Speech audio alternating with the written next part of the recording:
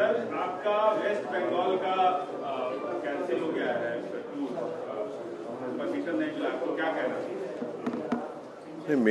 मेरा कहना यह है कि टीएमसी पार्टी के जो एमपीज हैं वो लोकसभा राज्यसभा में बड़ी बड़ी बातें करते हैं फ्रीडम ऑफ एक्सप्रेशन की, कॉन्स्टिट्यूशन की, डिसेंट के बारे में, मगर इनका ये दो चेहरे हैं उनके। एक दिल्ली में एक बात करते हैं और बंगाल में उसके ऑपोजिट काम करते हैं लोग। अगर मैं पब्लिक मीटिंग करना चाह रहा हूं तो आप क्यों इजाजत नहीं देते मेरे को? और हम इलेक्शन कमीशन ऑफ इंडिया से भी ये बताएंगे कि जहां पर हमारी पब्लिक मीटिंग होने वाली थी वहां का जो पुलिस के जितने ऑफिशियल्स हैं उनको election commission code of conduct आने के बाद उनका इमीडिएटली ट्रांसफर करना, इसलिए कि वो अगर रहेंगे ड्यूटी पे। अभी हमारे को इलेक्शन का कोड ऑफ कंडक्ट नहीं आया, उससे पहले हमको पब्लिक मीटिंग का परमिशन नहीं दे रहे आप, तो कैसे इलेक्शन फ्री एंड फेयर होगा? और नरेंद्र मोदी की सभा हो सकती है, अमित शाह की सभा हो सकती है, नड्डा की सभा हो सकती है, कांग्रेस की हो सकती है, सीपीएम की हो सकती है, दूसरे फॉरवर्ड ब्लॉक के पार्टीज की हो सकती है, टीएमसी हम क्यों नहीं कर सकते?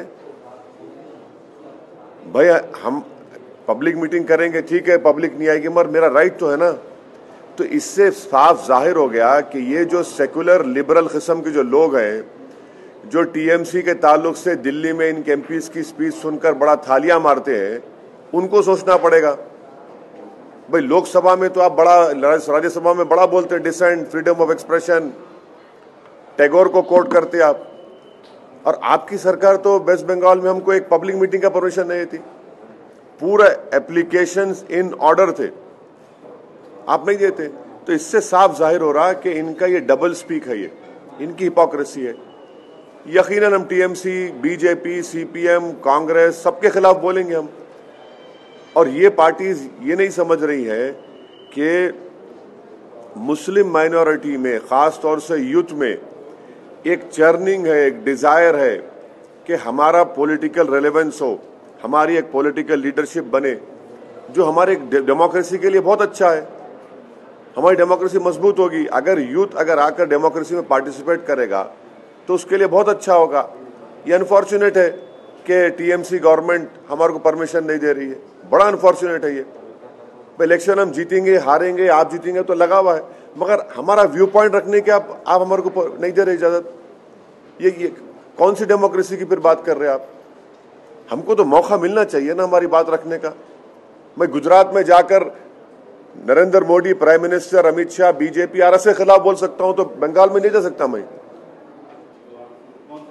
नहीं, देखिए, हम तो जहां एप्लीकेशन दे रहे वहां के पुलिस के ऑफिशियल से हम अर्नेस्ट रिक्वेस्ट कर रहे कि आप प्लीज हमको मौका दीजिए, क्योंकि जब कोड ऑफ कंडक्ट आ जाएगा, आपका ये हमारा एप्लीकेशन एक्सेप्ट नहीं करना और एक्सेप्ट करके परमिशन नहीं देना without any valid legal reason, we will definitely, you are compelling us to make an application to Election Commission of India that such and such police officer being at that post, if he is there during election, the elections will not be free and fair, and that will be, we don't want that to happen.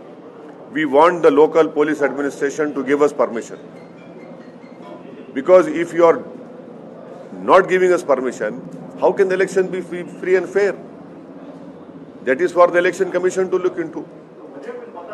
कुछ वजह नहीं, खाली pillar to post फिराते हमारे को, वहां चले जाइए, आपका परमिशन हो गया, उधर जाइए। हम बोले भाई कागज तो दे दो हमारे को, अच्छा रिजेक्ट कर दो, आप नहीं दिए सो, वो भी नहीं करते। हम कल स्पीकर्स लगा रहे थे वेन्यू पर, आके पुलिस रुका दी, लेके चले गई।